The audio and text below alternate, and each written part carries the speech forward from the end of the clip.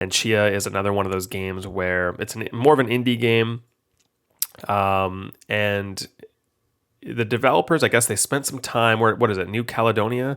They spent some time on this island, and they were really taken by the island, really charmed by the people, the culture, their folklore, their fables, and all their culture, their food, everything. And they wanted to make a game that kind of encapsulated their time there, and so they made this game called Chia, and I believe it's based off of true like fable that they have there. So the game begins with you as this boy. You're going into this orphanage, and I kind of forget how it starts now, but I think you're kind of feeling a little alone because you're new to this orphanage, and so the leader of the orphanage kind of tells you this around a fire.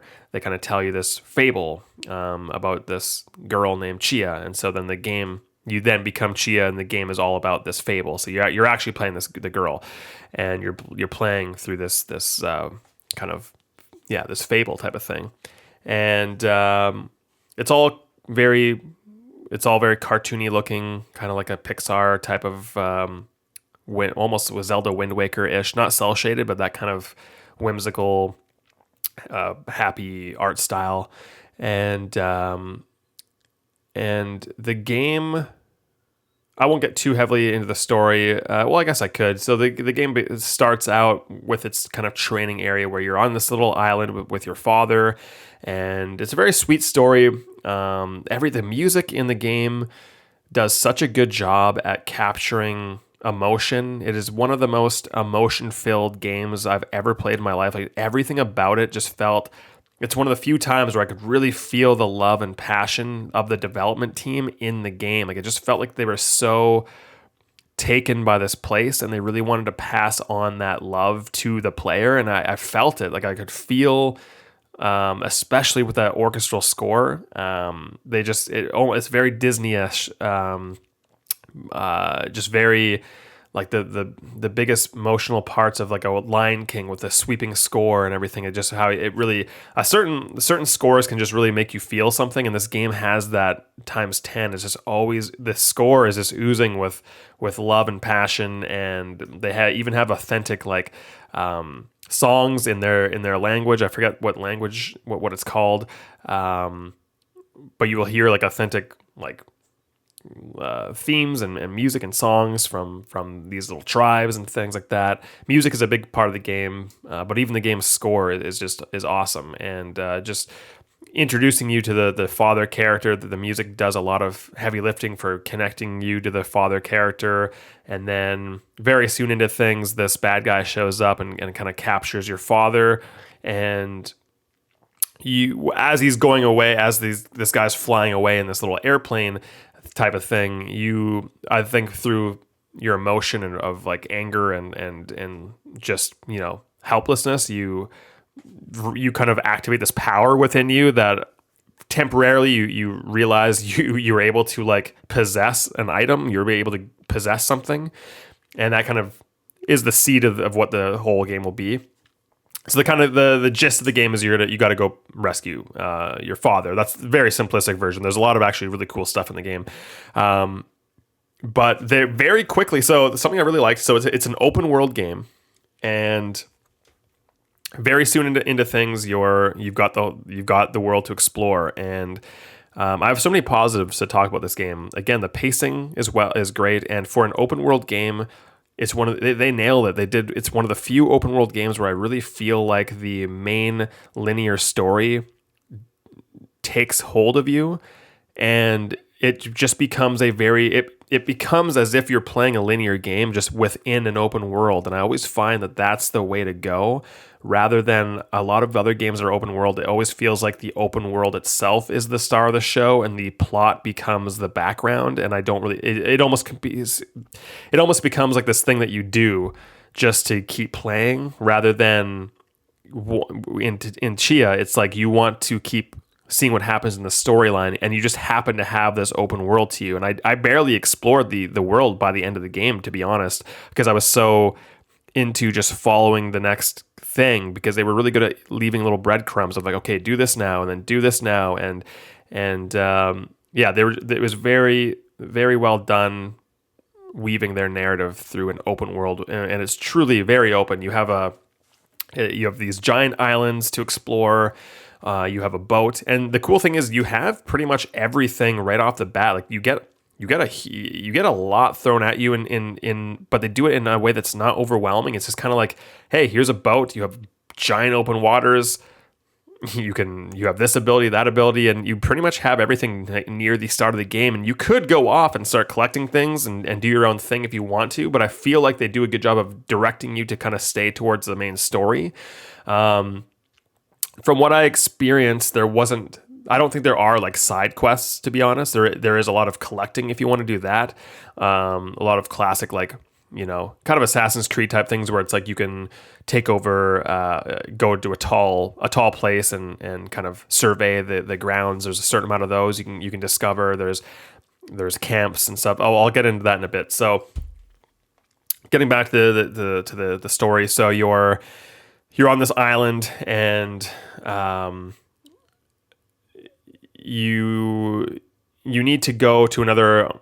I don't know how to talk about the suffering. You eventually go to another island, and it's way bigger. Again, it's up to you to how you get there and what you do. And there's always a story point awaiting for you. And the cool thing is, once you have your ability to possess things, which you get right away, you can possess anything. So if you want to possess a banana, you can do that. You can be a rock. You could possess a bird.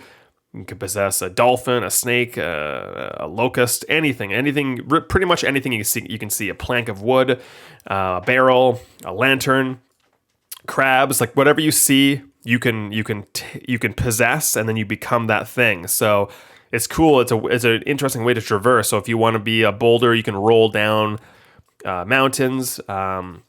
Certain creatures have abilities, like crabs can pinch things, and I kind of wish they went a little bit further with this, because I feel like this was like just step one of what could have been an even bigger game, and I'm glad it wasn't in some ways, but the potential is there for them to do a bit more, where like there could be. I'm interested what they could have done with like a lot more side quests or something, where it's like you really have to utilize. There is one mission where you do utilize the crab and you have to snip some wires and stuff like that, but I thought there could be more opportunity to have puzzles and situations where it's like, okay, I need to get in this place, but how do I do that? I need to possess this thing and do that. And there wasn't really much of that at all in the game. It almost felt like it was like, why? Like, it almost felt like there was all these things you could possess, but for no real reason. A lot of them do behave the same. The one I used the most was possessing birds, because you can just fly pretty quickly and get around the island really, really fast. Also, if you're in the water, possessing a fish is way faster to swim, and you can breathe underwater. The boat is cool, but it's a bit slower, so I use it occasionally for like kind of surveying the outside of an island and that kind of stuff. But if I want to get around quicker, I'd just be a fish or a bird. And even like boulders, you can gain a lot of speed. There's cool things where you can jump on top of a tree and you can like tilt the stick back and forth, and you kind of start bending the tree back like almost like a launcher, and you can launch yourself forward. You have this little blanket type of thing that acts as like a paraglider. So if you jump off somewhere high, kind of like Breath of the Wild, you can kind of float down. It's very Breath of the Wild-ish. You can climb anything. You can find new things to increase your stamina. It's all kind of basic, to be honest. I would almost say it's like a baby's first open world game in a sense, in a good way, where I would think like if you have a kid, this would be a great way to introduce them to open world games, because it is relatively simple. It's not overly complex, and but it's still interesting enough, and yeah, there's still enough on the meat on the bone that I found it engaging the whole time. The developer did a lot of interesting things with it as well, which is they wanted to make sure anyone could kind of beat the game.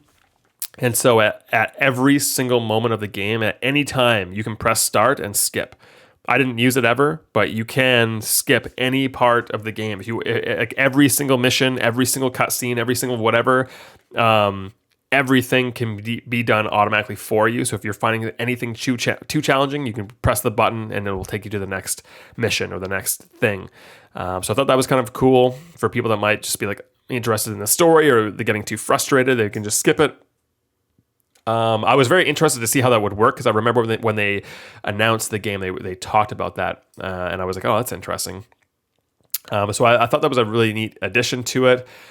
The storyline is I'm not going to spoil anything, but I want to say that I was very shocked because the game is so cutesy and positive and happy and Disney-like.